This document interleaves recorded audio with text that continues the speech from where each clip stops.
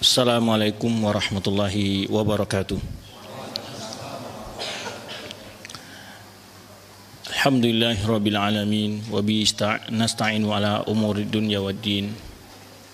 Allahumma shalli wa sallim ala nabi Muhammadin wa ala alihi ashabihi ajmain. Para ikhwan dan akhwat rahmati Allah Subhanahu wa taala. Puji dan syukur kepada Allah Subhanahu wa taala di malam Sabtu ini dan malam kesempatan ini kita dimudahkan Allah Subhanahu wa taala untuk berhadir dalam membahas salah satu topik pembahasan, yaitu tentang apa pembahasan kita?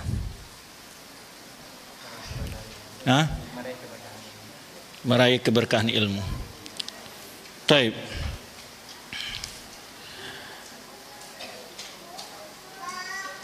Salah satu topik yang penting sebenarnya, di mana kita melihat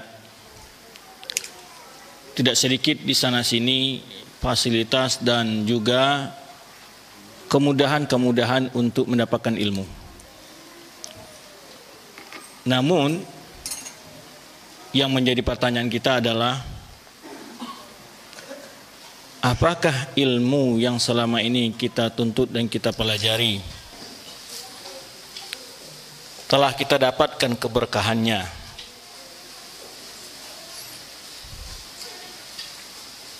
Sampai di mana kita merasakan kenikmatan menuntut ilmu tersebut? Dan sampai di mana pengaruh ilmu tersebut ke dalam keyakinan kita? Bila ilmu itu adalah yang berkenaan dengan pembahasan akidah. Sampai di mana rasanya ilmu itu berbekas kepada keyakinan tentang adanya hari berhisab.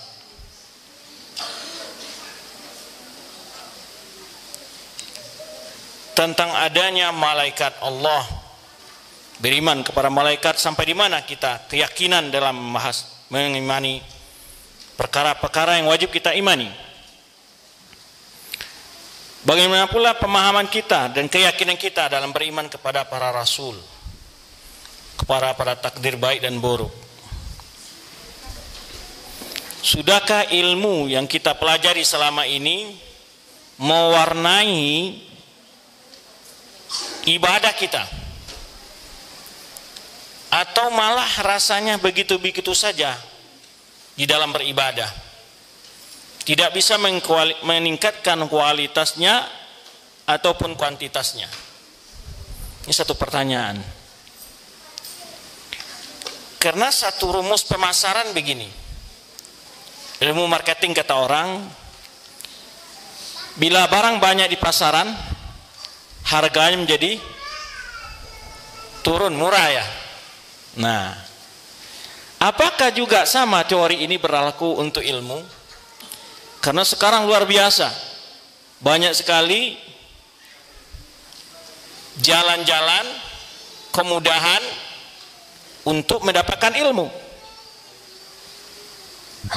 melalui ceramah-ceramah, kajian-kajian yang ada di masjid, kajian rutin, maupun tabligh akbar yang diadakan. Demikian pula mungkin melalui media-media yang ada, apakah itu radio yang bentuk streaming ataupun televisi streaming, ataupun yang melalui media-media sosial lainnya, Facebook, YouTube, Instagram dan lain sebagainya. Akhirnya ilmu itu akankah seperti barang-barang dagangan yang lain, ketika jumlahnya banyak di pasaran, harganya menjadi murah? Sehingga kadang-kadang karena merasa barang itu mudah didapatkan, orang pun ya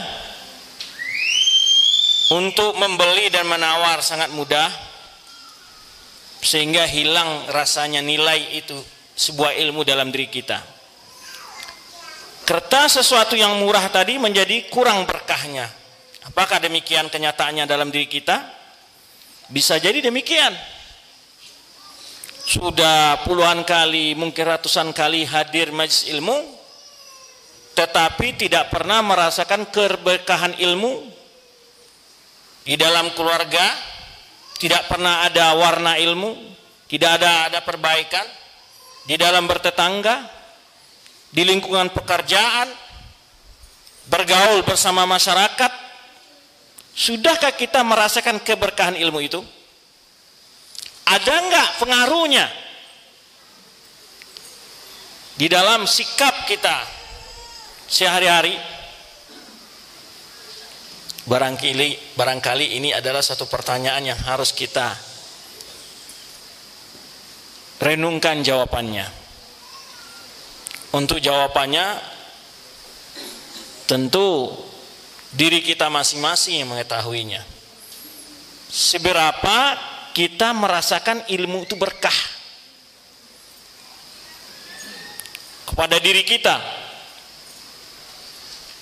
dalam beribadah. Bagaimana? Adakah ilmu-ilmu yang telah kita pelajari selama ini mempengaruhi suasana kita dalam beribadah, baik secara kuantitas maupun kualitasnya? Jika sholat umpamanya, sudahkah ilmu yang selama ini kita pelajari membuat nilai sholat kita itu lebih meningkat, kekhusyuannya, merenungi bacaan, mendalami, menghayati bacaan-bacaan sholat itu? Atau hanya demikian sholat kita rasanya sama, baik belajar atau tidak belajar, sehingga tidak ada pengaruh ilmu ke dalam ibadah kita? Itu kalau kita bicara tentang ibadah. Selama ini kita sudah belajar banyak ilmu. Apakah ilmu itu sudah mewarnai dalam kehidupan berumah tangga kita, sehingga semakin bertambah ilmu kita, semakin terasa ada keberkahannya dalam rumah tangga kita? Atau malah sebaliknya, seorang istri semakin belajar semakin pelawan ke suami, seorang suami semakin belajar semakin lalai tanggung jawabnya kepada keluarganya? Apakah demikian? Semakin belajar semakin kurang membaca Al-Quran, semakin malas melaksanakan ibadah-ibadah sunnah.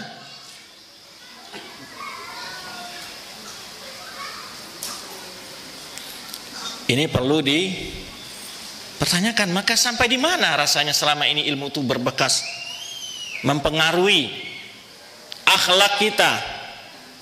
Adakah pengaruh ilmu ke dalam mata kita sehingga tidak mau melihat sesuatu yang diharamkan Allah? Adakah pengaruh ilmu ke telinga kita sehingga tidak mau mendengar hal-hal yang diharamkan oleh agama?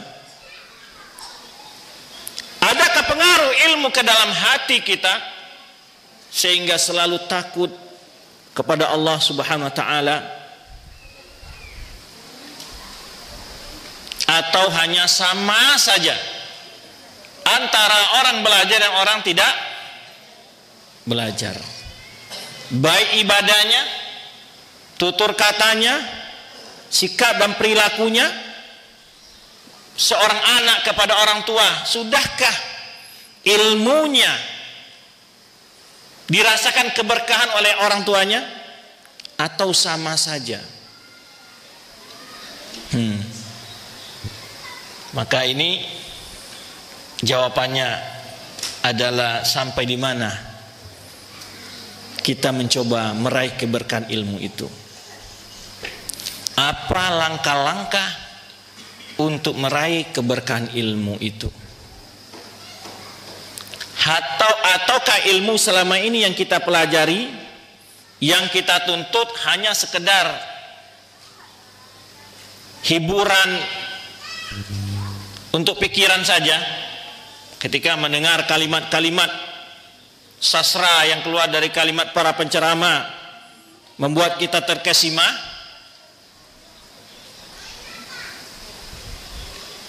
ya, atau ketika berbicara masalah keindahan, kemesraan dalam keluarga kita terkagum-kagum namun tidak bisa mempraktekannya, ya. Barangkali semua ini, pertanyaan-pertanyaan itu perlu untuk kita hadirkan di dalam pikiran kita dan hati kita, sampai di mana ilmu yang telah kita pelajari selama ini dapat kita ambil keberkahannya. Apa bentuk berkahnya ilmu? Berpengaruh kepada keimanannya, berpengaruh kepada ketakwaannya, berpengaruh kepada ketaatannya kepada Allah. Semakin berilmu, dia akan semakin tunduk dan patuh kepada perintah Allah, semakin ingin menteladani sunnah Rasulullah SAW, ingin meraih keutamaan-keutamaan dari ilmu itu sendiri. Semua ayat dan hadis yang berbicara tentang keutamaan ilmu, yang dimaksud adalah ilmu yang diamalkan, bukan sekadar ilmu yang dibaca, yang didengar, tapi maksudnya adalah diamalkan dan dipraktekkan di dalam kehidupan sehari-hari. Maka oleh sebab itu, ketika Allah berbicara tentang dalam banyak ayat keutamaan ilmu, inti yang maksud sebenarnya adalah ilmu itu hendaknya mempengaruhi sikap dan tingkah laku kita, hormat kita kepada orang tua, kepada guru, sopan santun di dalam berkata kepada tetangga atau sesama teman dan sebagainya. Atau hanya sama saja mulut kita masih suka mengatakan kalimat-kalimat yang kasar. Hendaknya seorang ibu, seorang ayah yang telah belajar, ada keberkahan dirasakan oleh anak-anak mereka ketika mereka merasakan dipanggil dengan kalimat-kalimat yang penuh kasih sayang, sehingga dia merasakan bila ayahnya hadir ke pengajian, bila ibunya hadir ke pengajian, ataupun dia sebagai seorang istri merasakan ketika suaminya berhadir ke pengajian, ada sesuatu yang berubah di dalam kehidupannya, merasakan ada keberkahan majlis ilmu itu. Dan ketika suaminya belajar, merasakan keberkahan. Tapi yang sering muncul keberkahan itu adalah yang menguntungkan kadang-kadang, ya.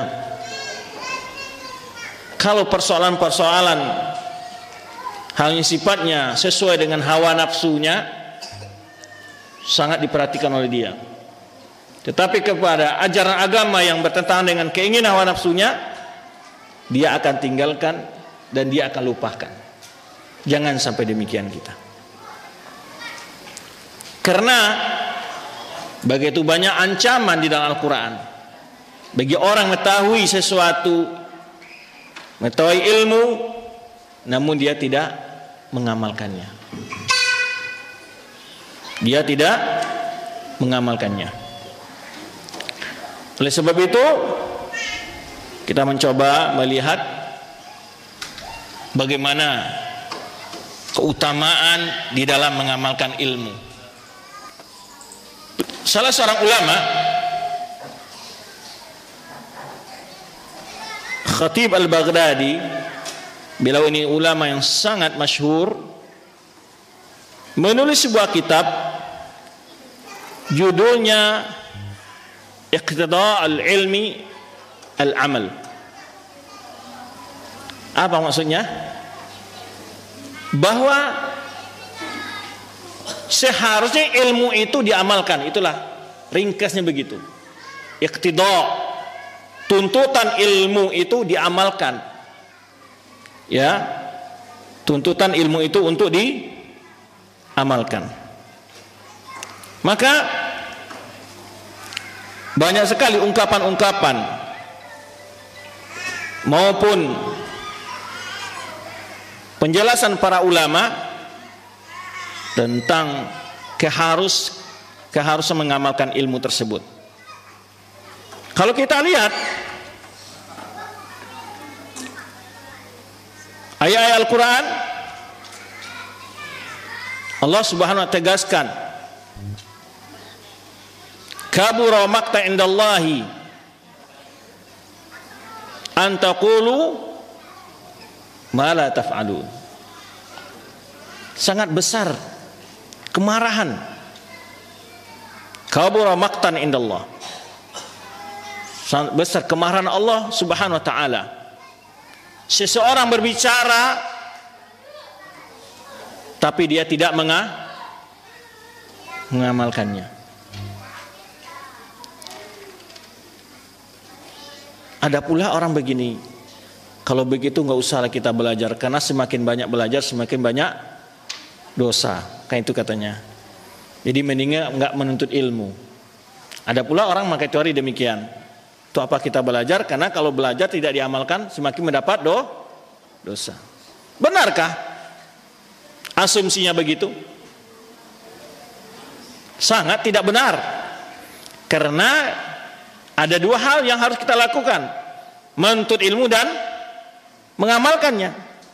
Ketika adanya kemudahan menuntut ilmu lalu kita tidak menuntut ilmu, kita berdosa. Ketika kita tidak menuntut ilmu dan kita juga tidak mengamalkan, ya sudah, dosa juga. Sehingga jatuh ke dalam perbuatan dosa dengan tanpa ilmu tadi juga berdosa.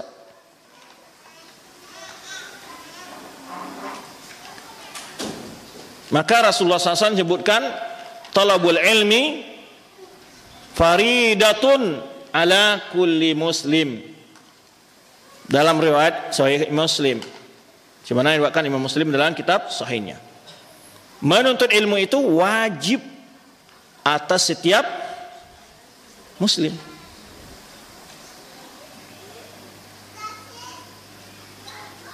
Maka dari itu Rasulullah SAW dalam banyak hadis juga motivasi agar kita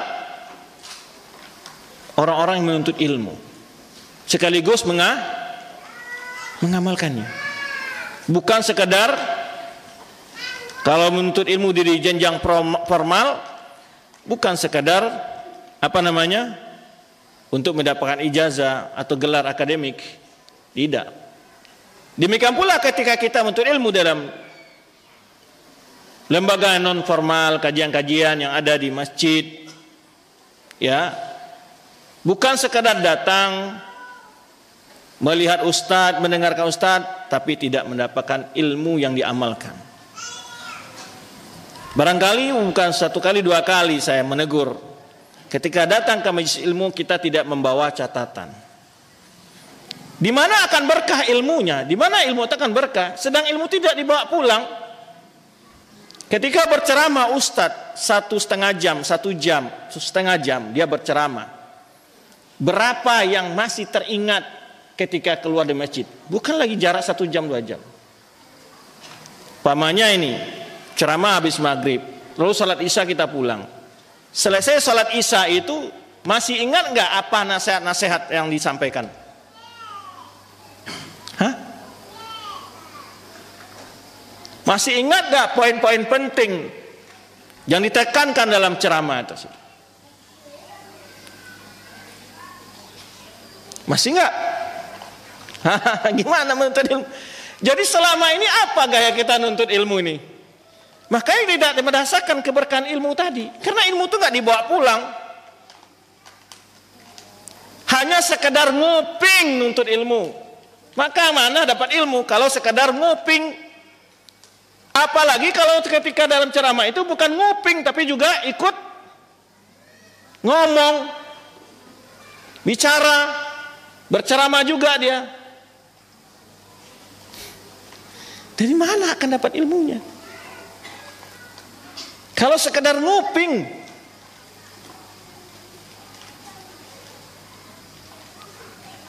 Karena saya yakin di antara kita ini tidak ada yang selevel Imam Bukhari ketika mendengarkan ceramah itu.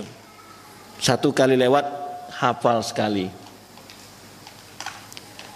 Maka kalau ingin dapat keberkahan ilmu, yang pertama ilmu itu dibawa pulang. Apa bentuk mau ilmu bawa pulang? Ya dicatat. Pesan-pesan penting yang terdapat dalam Al-Quran, dari hadis Nabi SAW. Setelah itu apa? Kalau dicatat ya diulang di rumah, dilihat-lihat catatan apa yang telah dipelajari. Karena kadang-kadang ikhwan ini sudah belajar 15 tahun, 20 tahun, masalah wudu dan salat aja masih banyak yang bertanya, nggak jelas sama sekali. Hal-hal yang sepele, yang ringan sekali, yang itu sudah dijelaskan bukan sekali dua kali oleh para ustadz. Hampir setiap ceramah menyinggung masalah itu, kadang-kadang dia nggak jelas sama dia. Kenapa? Gimana akan dapat keberkahan ilmu ketika datang hanya sekedar nguping, tidak membawa catatan, tidak ada yang ditulis? Kalaupun ada yang menulis, seberapa yang dapat mengulangi di rumah? Nah, ini gaya kita nuntut ilmu ini yang masalah. Kenapa kita belum merasakan keberkahan ilmu? Banyak sekali yang kita tidak lakukan untuk mendapatkan keberkahan.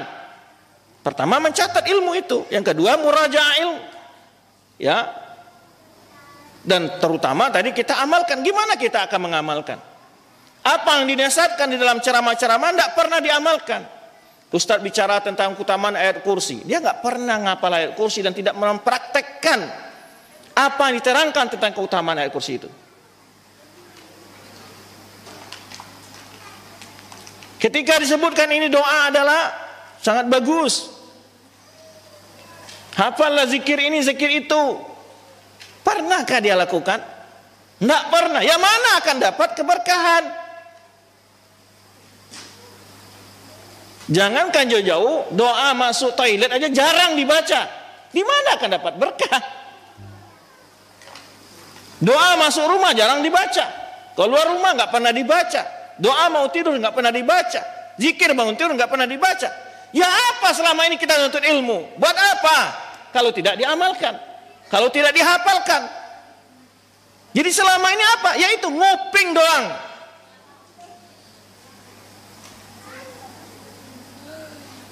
Makanya tidak terasa ilmu itu. Ada efek dan pengaruhnya ke dalam kehidupan kita, berumah tangga, berkeluarga, bersaudara.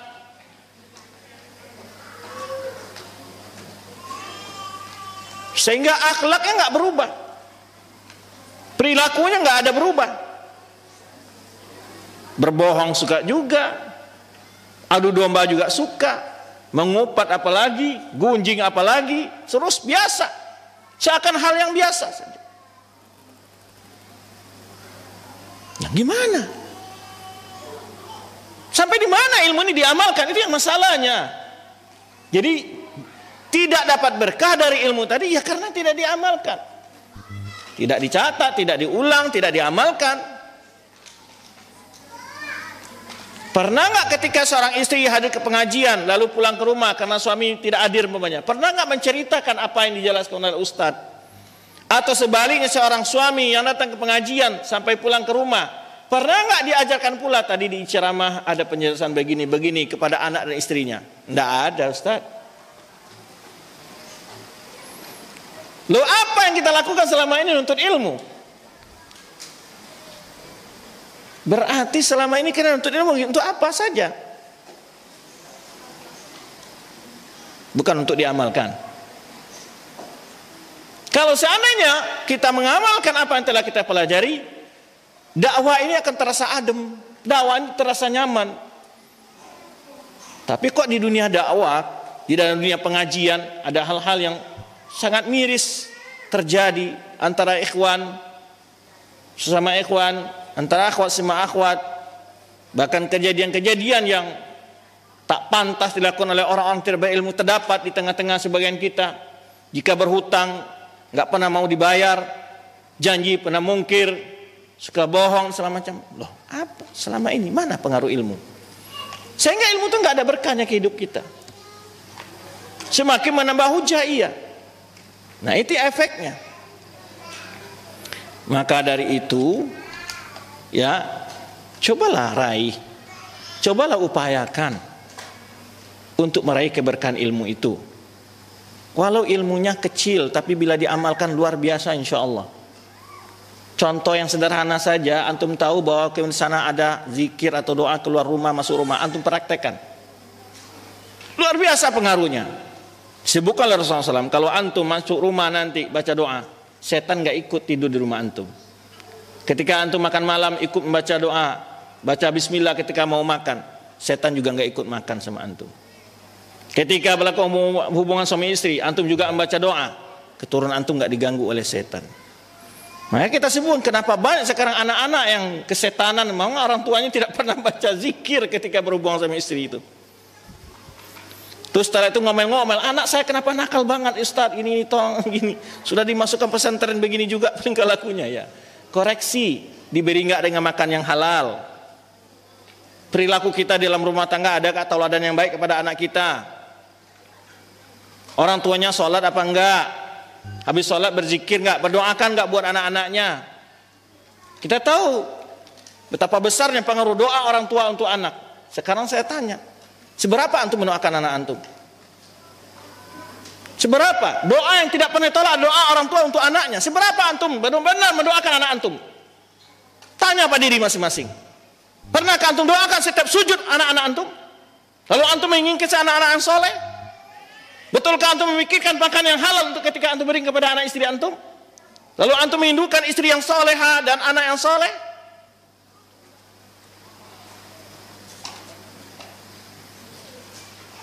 Maka renungilah seberapa pengamalan kita ketika mendengar hadis-hadis Nabi SAW. Seberapa kita tahu bagaimana wajibnya bertingkah laku yang baik tetangga tetangga. Bagaimana hubungan antum dengan tetangga antum? Kata Rasulullah SAW, wallahi la yu'min, wallahi la yu'min, sampai 3 kali. Man la ya'manu jaruhu bawa'iqah. Demi Allah, demi Allah, demi Allah, kata Rasulullah, tidaklah beriman seseorang yang tetangganya tidak aman dari gangguannya. Antum gimana? Sama kerabat antum gimana? Hubungan silaturahimnya dijaga apa enggak? Orang tua antum dijaga enggak? Seberapa kali antum menziarahi orang tua antum dalam sebulan? Karena ilmu ini sudah biasa diberikan ini, cuman yang kurang apa? Antum berapa sering mendengar tentang wajib birrul walidain? Seberapa sering antum mendengar tentang bagaimana hormat kepada guru, kepada orang yang lebih tua?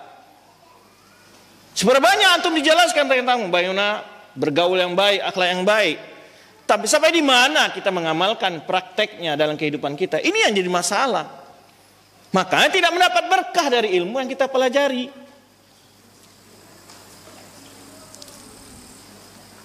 Maka dengan mengamalkan ilmu itulah ilmu itu tidak akan lupa juga. Maka diwakilkan oleh Imam Ahmad, ya, beliau menawarkan sebuah hadis Abi Taubah, kata beliau tentang hijamah. Lalu Rasulullah memberikan kepada orang yang melakukan bekam itu 1 dinar. Beliau demi mengamalkan sunnah, beliau juga berbekam dan berikan kepada tukang bekam dengan nilai yang sama diberikan Rasulullah SAW. Demikian ulama dan mengamalkan ilmunya. Sampai sekecil itu pun dilakukan oleh para ulama kita. Nah, kita hal-hal yang sudah nyata, yang mudah, yang sudah keseharian didengar, tapi dalam prakteknya sampai di mana kita amalkan, maka keberkahan ilmu yang nggak dapat, ya kan? Maka ya ikhwan, intinya bagaimana meraih keberkahan ilmu? Ya langkah-langkahnya tadi kita ikuti. Ya, kalau mendengar ceramah bukan sekedar nguping, tapi ikuti dengan tindakan nyata, itu mencatat ilmu itu. Makanya ayat yang pertama turun, Iqra bismi rabbikal ladzi khalaq, khalaqal insana min 'alaq, Iqra rabbukal akram, alladzi 'allama bil qalam, 'allamal insana ma lam ya'lam. Ini ayat luar biasa kandungannya. Bacalah dengan menyebut nama Tuhanmu yang telah menciptakan manusia dari segumpal darah. Iqra rabbukal akram, baca.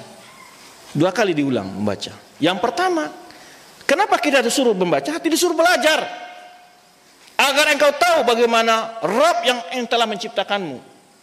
Iqra bismi rabbikal ladzi khalaq. Tuhanmu yang telah menciptakan berbagai makhluk ini. Kenal dengan belajar.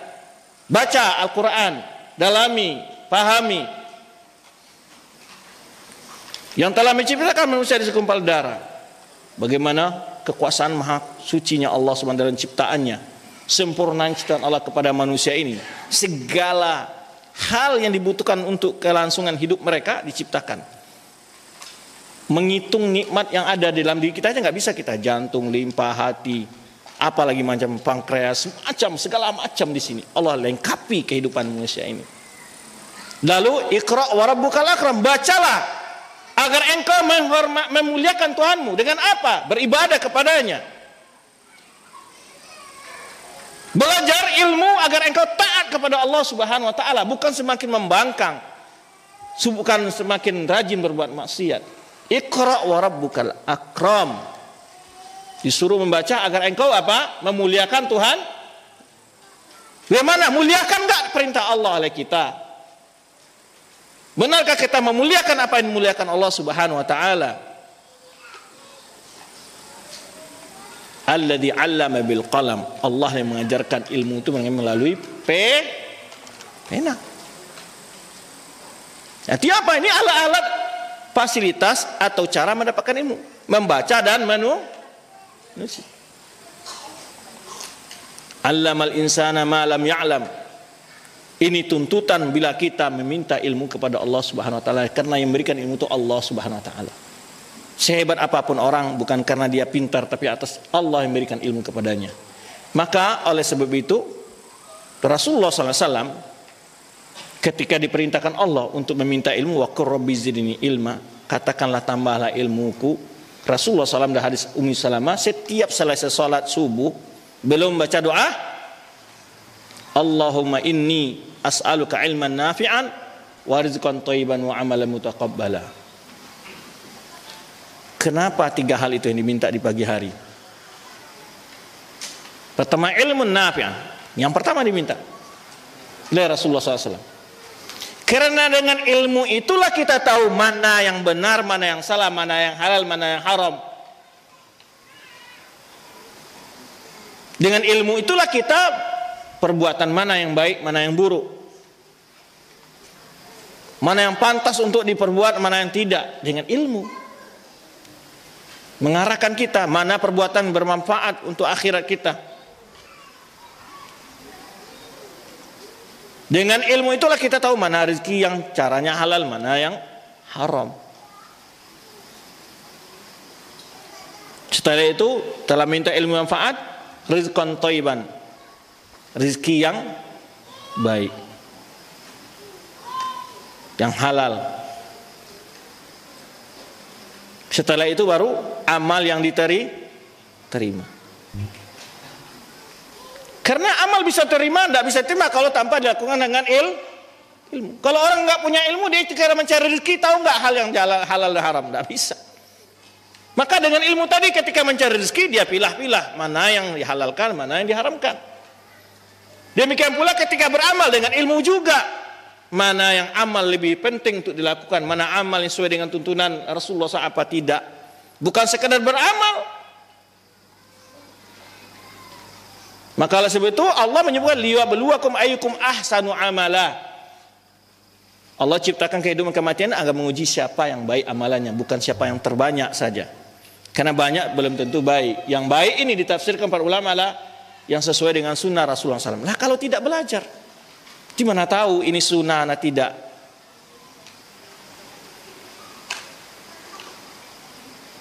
Maka dari itu, di samping kita rajin belajar, juga bermaksimal berupaya untuk mengamalkan apa yang telah kita pelajari, agar ilmu itu kita rasakan keberkahannya.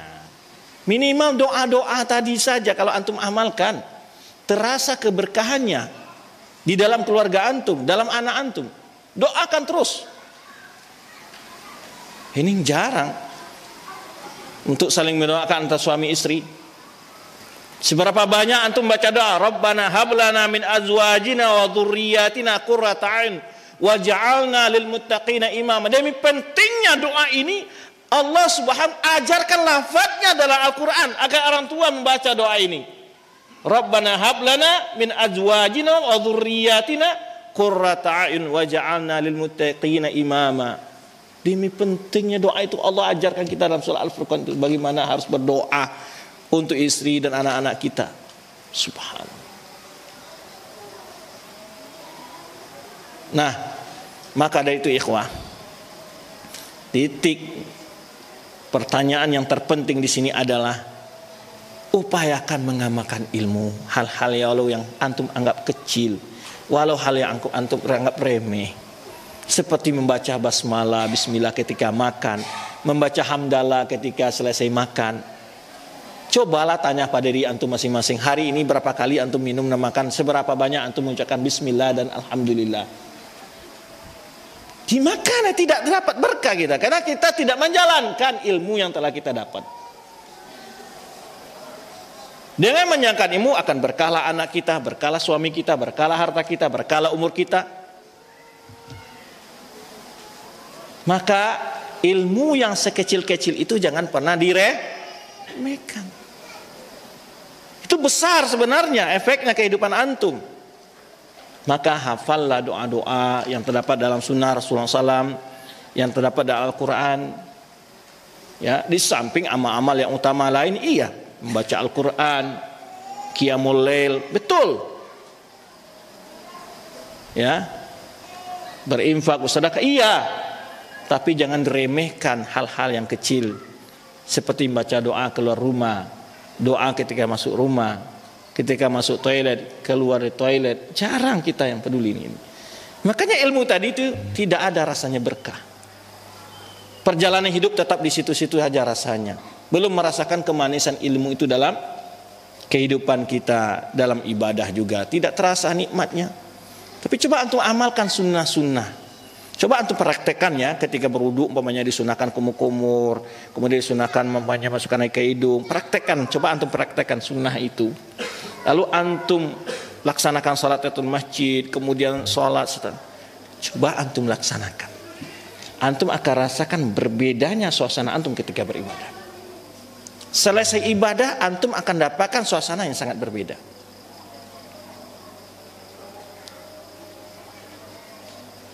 Makanya kita kurang mendapatkan berkah-berkah dari ibadah kita lakukan karena kita tidak maksimal dalam melaksanakan tuntunan Rasulullah SAW. Beda ya ikhwan. Cobalah antum benar-benar belajar sifat salat Nabi, kemudian praktekkan dalam salat antum. Oh, kalau orang sekarang bicara berkah salat, ada kesehatan, itu nggak perlu antum pelajari. Apabila antum sudah salat sesuai dengan tuntunan sunnah Rasulullah SAW, berbagai hikmah-hikmah yang digali secara kesehatan karena ini dan itu oleh orang, antum dapati.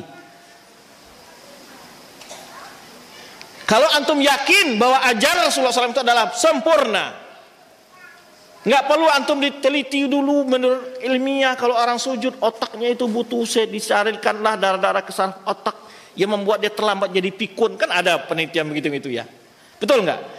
Yang penting antum jalankan, yakinlah ibadah yang disyariatkan Allah itu penuh berkah. Belum lahir orang-orang punya penelitian itu, orang-orang sudah merasakan keberkahan itu. Tahu nggak tahu, berkahnya dapat oleh dia. Tidak menunggu dulu penelitian ini itu. Sekarang kan sudah begitu banyak penelitian didukung. Kenapa harus makan pakai tangan? Apa hikmahnya mencuci tangan? Segala macam dikaji orang. Kenapa dilarang pipis mau berdiri? Bermacam dikaji oleh orang. Ada hikmah. Iya betul. Tanpa antum pelajari, kita yakin. Nah di sini letaknya bahwa dalam menjalankan Islam itu penuh keberkahan. Kenapa? Karena turun dari zat yang al-alimu, al-hakimu, al-khabir. Itu nama-nama al-alim, zat yang maha mengetahui, maha mengetahui segala yang terbaik buat makhluknya. Al-hakim yang penuh dalam perintahnya, penuh hikmah, berkah segala macamnya timbul dari perintah Allah Subhanahu wa taala. Al-khabir yang benar-benar memberitakan atau ahli, benar-benar tahu segala umur yang sedetail-detailnya. Jadi nggak ada satu perintah agama ini yang tidak akan bawa berkah. Maka kalau timbul keyakinan kepada diri kita terhadap kebenaran ajaran Islam, kebenaran ajaran Al-Quran, kebenaran ajaran Rasulullah SAW, kita tidak akan pilih-pilih untuk suatu mengamalkan ibadah. Karena semuanya membawa keberkahan. Selama ini kita kan, itu yang tadi, efek keyakinan ini yang berbeda sebenarnya. Ya, Demikian yang dapat kita bahas. Silakan bagi yang ingin bertanya, baik secara langsung maupun melalui tulisan. Ada mikrofonnya enggak untuk yang bertanya? Tafadhol ya. Waalaikumsalam warahmatullahi wabarakatuh.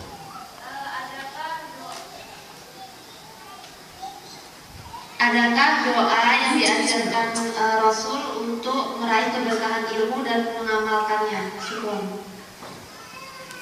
Taib, doa secara khusus ya tidak ada, cuman ada doa yang selalu dianjurkan dibaca oleh Rasulullah sallallahu alaihi wasallam di akhir tahiyatul akhir, yaitu Allahumma a'inni ala dzikrika wa syukrika wa husni ibadatik. Ya, Allahumma a'inni ala dzikrika, ya Allah tolonglah aku untuk selalu berzikir kepadamu. Allahumma a'inni ala dzikrika wa syukrika, dan juga untuk selalu bersyukur kepadamu ya Allah, wa husni ibadatik, dan selalu baik dalam beribadah kepadamu. Doa ini selalu dibaca. Jangan sampai lupa di akhir tahiyat. Langsung dihafal sekarang, jangan nanti dulu. Ya, Allah apa doanya? Allahumma a'inni ala dzikrika wa syukrika wa husni ibadatik. Ini doa dibaca oleh Rasulullah SAW, dianjurkan oleh Rasulullah SAW untuk dibaca setiap selesai tahiyatul akhir sebelum salam. Ya, kemudian doa-doa yang umum lagi boleh aja kita mohon kepada Allah Subhanahu wa taala agar kita untuk mengamalkan ilmu. Allahumma 'allimni ma yanfa'uni wanfa'ni ma 'allamtani. Ya. Allahumma 'allimni ma yanfa'ni wanfa'ni ma 'allamtani. Ya Allah, ajarkan kepadaku ilmu yang bermanfaat dan berilah manfaat kepadaku ilmu yang telah Engkau ajarkan kepadaku. Bisa. Ya, Allahumma 'allimni ma yanfa'uni wanfa'ni ma 'allamtani. Ya. Tapi ini bukan hadis ya, bukan dari hadis. Hanya doa dalam bentuk umum, sirah-sirah yang dibacakan. Ya. Ini dibaca oleh para orang berdoa kepada Allah. Tidak ada disebutkan ini doanya imam siapa enggak ada. Cuman maknanya ya Allah, ajarkan kepadaku ilmu yang bermanfaat untukku. Dan ya Allah, berilah aku manfaat terhadap ilmu yang telah Engkau ajarkan kepadaku. Wallahu a'lam. Bisa dilihat doa-doa yang buku-buku doa yang sudah ada untuk dihafalkan. Ya, termasuk tadi Allahumma inni as'aluka ilman nafi'an wa rizqan thayyiban wa amalan mutaqabbalah. Wallahu a'lam bissawab. Dan yang lainnya?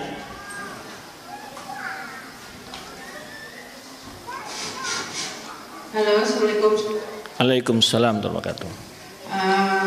Bertanya Ustaz, apa kita semoga kita istiqomah melihat ini di lingkungan awam tentang sunnah itu. Mohon nasihatnya Ustaz. Jazakallahu khairan. Assalamualaikum warahmatullahi wabarakatuh. Waalaikumsalam. Ini pertanyaannya bagaimana kita istiqomah di atas masa ini sementara kita hidup di lingkungan yang kebanyakan orang awam. Yang pertama tentu doa kepada Allah Subhanahu wa taala untuk diberikan keistiqomahan di atas Islam, di atas sunnah, dan diwafatkan di atas sunnah tersebut. Maka di antara doa istiqomah yang jelas kita mohon kepada Allah selalu ihdinas siratal mustaqim yang kita baca dalam setiap rakaat salat kita. Hendaknya baca-bacaan salat itu kita meresapi maknanya. Ya, ketika kita mohon ihdinas siratal mustaqim itu hadir benar-benar kita meminta kepada Allah akan diberi istiqomah dalam hidayah ini. Karena Ibnu Katsir menyebutkan kenapa kita memohon hidayah kepada Allah selalu. Padahal kita sudah diberi petunjuk itu masuk dalam Islam. Di antaranya ulama menyebutkan sebenarnya nukil Ibnu Katsir adalah bahwa maksudnya adalah tetapkan aku di atas hidayah ini Allah. Karena Belum tentu orang mendapat hidayah, dia akan tetap mati di atas hidayah yang dia raih tersebut. Juga membaca doa yang diajarkan Rasulullah SAW dalam setiap sujud, belum membaca doa Allahumma ya muqallibal qulub tsabbit qalbi ala dinik. Ya Allah yang selalu membolak-balikan hati hambanya, hati makhluk, tolong tetapkan hatiku di atas agamamu. Mohon. Dan juga meminta husnul khotimah kepada Allah Subhanahu wa taala. Meminta husnul khotimah kepada Allah Subhanahu wa taala. Itu yang pertama. Yang kedua adalah selalu menghadiri atau menambah ilmu. Selalu memurajaah ilmu. Menambah ilmu artinya juga merujaah. Karena apa yang telah kita pelajari pasti banyak yang lupa. Maka perlu dimurajaah. Selalu hadir ke majelis ilmu, apakah itu beli buku-buku. Dengan ilmu itu kita akan dikokohkan hujah-hujah kita. Ya, ditambah keyakinan oleh Allah Subhanahu wa taala. Karena itulah Allah katakan dalam firman-Nya, yarfa'illahu alladhina amanu minkum walladzina utul ilma darajat. Allah meninggikan kedudukan orang beriman di antara kalian, orang berilmu dengan tingkat yang lebih tinggi lagi, jauh lebih tinggi daripada orang sekadar orang beriman saja. Orang beriman yang berilmu kedudukannya sangat tinggi di sisi Allah Subhanahu wa taala. Kenapa? Karena keimanannya ditopang oleh ilmu yang bukan sekedar imannya orang-orang yang biasa. Kalau iman tanpa ditopang oleh ilmu, ketika datang syubhat, ketika datang sesuatu hal yang meragukan, dia ragu. Tapi kalau ditopang oleh ilmu, dia punya ilmu untuk menangkis berbagai syubhat-syubhat, hal-hal yang meragukannya. Ya, itu yang kedua.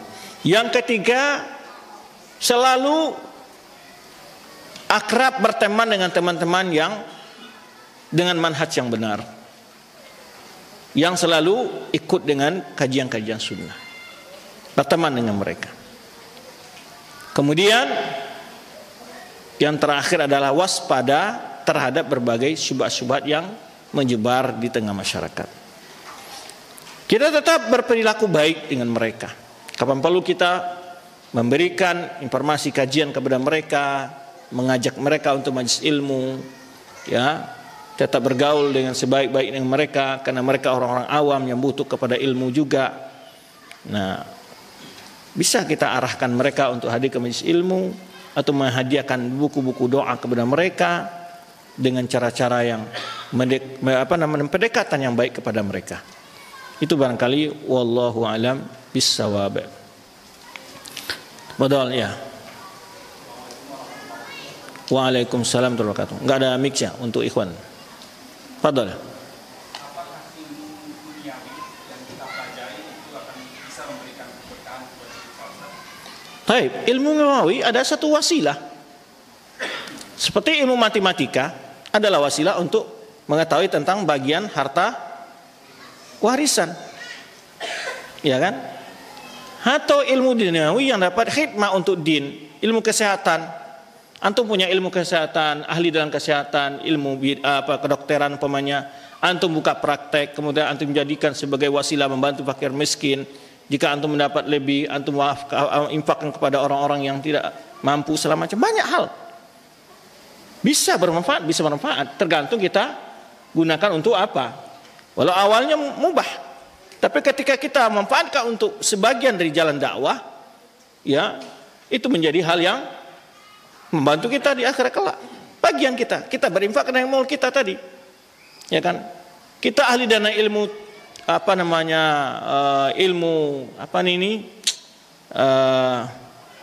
bangunan umpamanya.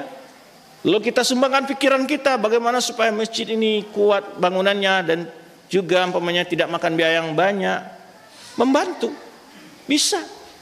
Jika diarahkan kepada hal yang untuk agama, ya bisa. Ya, sama dengan orang beli mobil, diinfakannya untuk mobil dakwah, untuk bantu dakwah, ya jadi ibadah. Juga sebagian kalau dia jadi rental, jadi duniawi bisa juga. Tergantung kemana diarahkan ilmu tersebut. Insya Allah bermanfaat. Gitu. Khidmah bagi umat, ya bisa bermanfaat. Gitu. Apalagi mendukung dakwah. Ya, dia tahu ilmu-ilmu umpamanya masalah ilmu komunikasi, ilmu-ilmu yang sekarang lagi banyak dibutuhkan seperti radio, televisi segala macam. Dia bantu, dia gunakan untuk menyebarkan dakwah ini, bermanfaat, pahala bagi dia. Ya. Wallahu a'lam bissawab. Bolehkah kita menerima sedekah yang mana barang tersebut setelah kita jual pada orang yang menjual? Contohnya di tempat kami, orang membawa zakat fitrah, dia bawa uang, lalu dia beli sama orang miskin ini, lalu dia angkat lagi zakat fitrahnya sama yang milik beras pertama tadi. Baik, umpamanya ini dia keluarga 5 orang, dia bawa beras untuk 1 orang, terus dibayarnya ke orang yang berhak menerima zakat fitrah, sudah jadi miliknya. Karena dia tidak punya beras untuk membayar anggota keluarga yang lain, dia beli lagi. Ya dia beli, dia kan kasih uang, nggak masalah, dia milih, dia jual beli. Kemudian dia sedekah lagi sebagai zakat fitrah. Lalu orang tadi juga ingin menjual lagi dan beli lagi, ya sudah, jual beli namanya itu, tidak masalah. Kalau kita sudah hadiahkan, kita beli, kita sedekahkan, kita beli, tidak masalah. Ya, karena kita beli. Kalau diambil lagi tanpa dibeli, ya nggak boleh. Sudah ngasih orang diambil lagi, tidak boleh. Disebutkan hadis itu seperti anjing menyilat muntahnya, nggak boleh itu. Sangat jelek akhlak seperti itu. Dia sudah kasih, diminta lagi. Bukan itu yang maksud hadis. Kalau ini kan dia jual beli. Dia beli karena sudah jadi milik dia, kan gitu. Gitu. Dan dia jual dengan harga keinginan dia juga. Pokoknya saya jual ini 50.000, ya udah dibeli oleh dia, nggak masalah. Ya kan toh? Ini kesepakatan. Wallahu a'lam bishawab. Fadhal.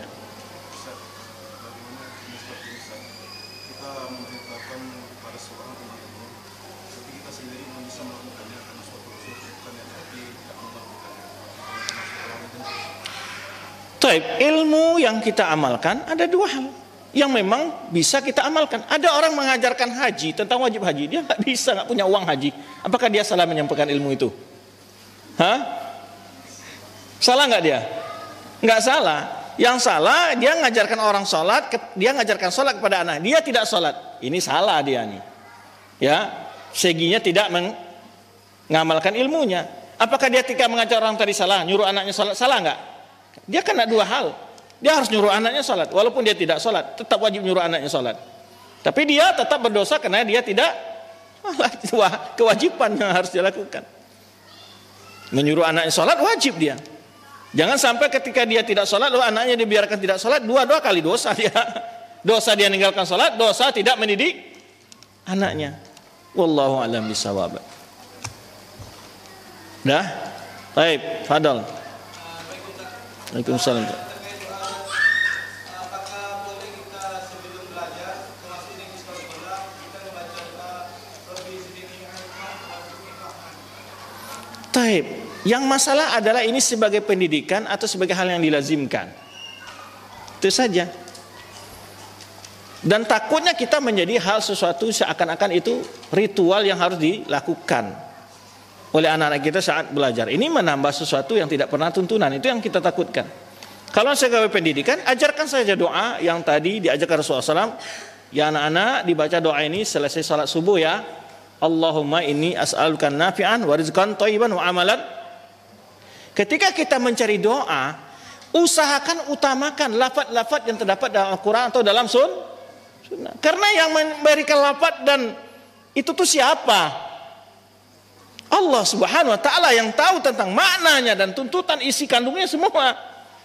Demikian pula Rasulullah SAW, makanya utamakan jika mencari doa, utamakan dulu doa-doa yang ada dalam Quran dan sunnah. Itu yang dihafalkan. Jangan ngarang-ngarang doa kalau kita tidak tahu artinya, ya kan toh? Maksudnya bukan, boleh saja kita berdoa dengan doa bebas maunya kita tadi umpamanya Allahumma alimni ma yanfa'ni wa anfa'ni ma 'allamtani, boleh saja. Tapi jangan sampai dikatakan kalau mau dapat ilmu manfaat inilah doanya, di mananya. Ini kan tidak bisa. Kan kalau seandainya itu doa pasti diajarkan Rasulullah SAW ya kan, bagi doa yang berkampung yang mustajab, apalagi embel-embel yang mustajab ya. Inilah doa mustajab. Tapi kalau sekadarkan anak kita meminta bantuan, apa sih lafadznya kalau kita minta ilmu yang manfaat begini? Ya ajarkan doa-doa yang ada di sunnah atau doa-doa yang ya, tapi kita katakan ini doa mustajab. Yang mustajab ya doa-doa yang jelas Doanya, semua doa pasti dikabulkan Allah. Tapi lafaz ini kita katakan punya keutamaan cepat dikabulkan, itu lain lagi bedanya. Nah, jadi kita juga boleh mengajarkan doa-doa, tapi akan lebih baik anak didik kita diajarkan doa-doa yang terdapat dalam Al-Quran dan Sunnah, dan diajarkan kepada, arahkan mereka agar membaca doa itu pada tempat-tempat yang disunahkan. Wallahu a'lam bishawab. Taib? Selesai? Taib, fadhali. Yang pertama, tanda-tanda mendapatkan keberkahan ilmu itu apa saja Ustaz? Dan sebab-sebab terhalangnya seseorang dari keberkahan ilmu. Tadi sudah kita bahas dalam ceramah kita. Bukannya tadi kita sudah jelaskan kenapa kita tidak dapat ilmu, kenapa kita terhalang tidak mendapatkan berkah ilmu, itu sudah kita bahas dalam semua tadi. Itu yang kita sampaikan dalam ceramah kita tadi. Taib. Ini ada pertanyaan melalui tulisan, ada berapa? Ada 2 pertanyaan. Apakah seseorang dalam beribadah tanpa ilmu namun ibadahnya sesuai dengan tuntunan Rasul sallallahu alaihi wasallam, akankah kita tetap meraih keutamaan ilmu itu? Bagaimana dia mengetahui bahwa ibadahnya sesuai dengan tuntunan Rasulullah SAW sedang ibadahnya dia tidak tahu ilmunya gimana? Ini 2 pertanyaan yang kontradiksi. Dia berbeda, ini seseorang dalam beribadah tanpa ilmu namun ibadahnya sesuai dengan tuntunan Rasulullah. Gimana itu? Kan orang supaya tahu beribadah sesuai tuntunan Rasulullah itu belajar ya. Bagaimana orang menerka-nerka dia tahu ini sunnahnya gimana, tuntunan gimana? Ibadah tentu dia tahu dengan sunnah karena dia belajar. Baik.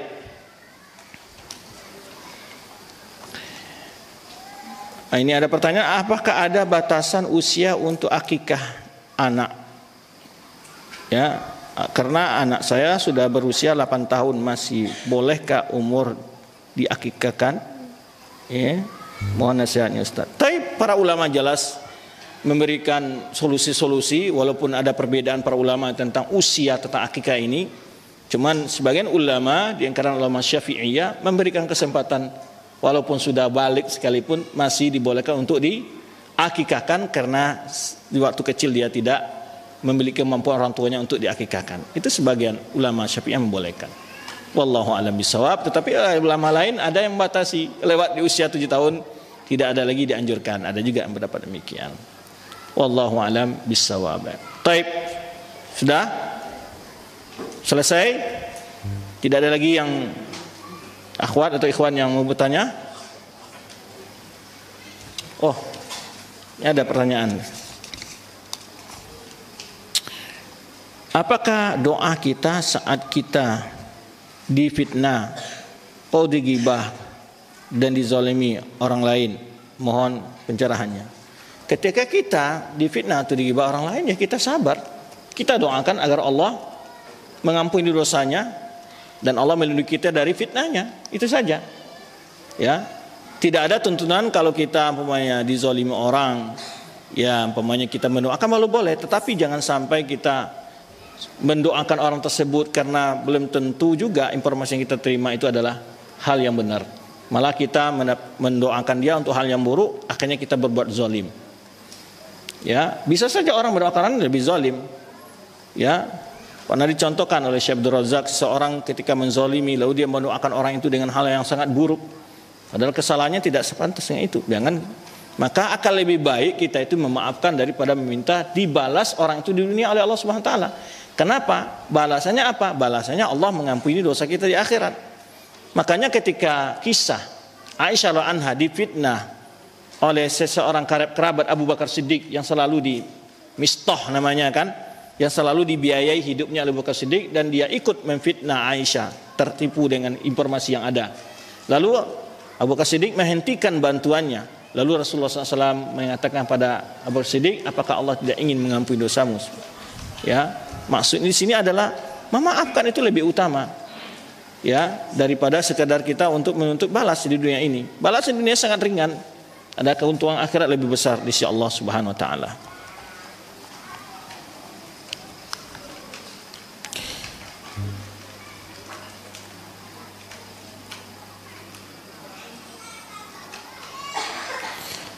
Ustadz, bagaimana cara mengajak kembali suami yang sudah lama tidak mengikuti kajian.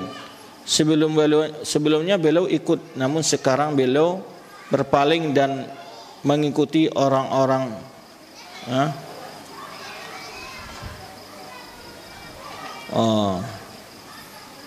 Kemudian kadang-kadang hati terasa sedih, di mana ana dalam anak-anak saja yang ikuti kajian. Kadang ini melihat orang lain bisa mengikuti bersama-sama dengan suami dan anak. Kita doakan saja, dan kita mungkin ya bisa dengan cara memberi nasihat secara baik-baik, ataupun kita meminta nasihat kepada ustadz yang mungkin memberikan nasihat kepada suami kita tersebut. Itu saja solusinya. Karena hidayah ini di tangan Allah Subhanahu wa taala. Kita hanya sebatas memberikan penjelasan, menasihati. Ya. Karena Allah lah yang memiliki hati seorang hamba. Kalau kita sebagai seorang istri ya berdoa, selalu doakan, ya berdiskusi dengan baik, berbicara dengan baik, atau dengan meminta bantuan ustadz yang bisa memberikan nasihat kepada sang suami tersebut. Itu saja barangkali yang dapat kita lakukan. Wallahu a'lam bishawab. Mohon maaf atas segala kekurangan dalam penyampaian materi dan juga ada kesalahan-kesalahannya. Demikian kita tutup doa kepada majelis. Subhanakallahumma wa bihamdika asyhadu an la ilaha illa anta astaghfiruka wa atubu ilaik. Wassalamualaikum warahmatullahi wabarakatuh.